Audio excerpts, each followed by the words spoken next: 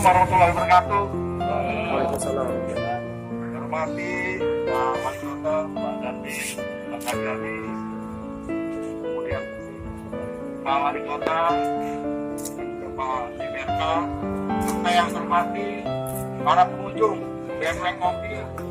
Pada kesempatan malam ini kami sengaja dari Forkopimda Kota melaksanakan razia khususnya bagi pengunjung yang ada di kafe di wilayah Kota Banda Aceh ini, dengan maksud memberikan himbauan kepada masyarakat bahwa di wilayah Banda Aceh ini yang terpapar COVID sudah tinggi.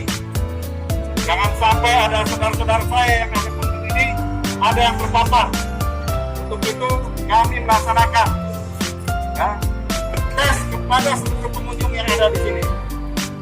Kami akan bacakan apa saja hasil dari tes.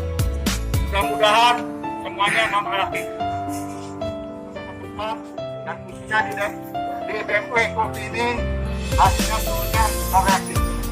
Dan kami sudah mengimbau pada pemilik kafe BMWeng dan juga bukan itu saja di tempat yang lain, bahwa wali kota sudah memberikan himbauan maklumat yang harus ditepati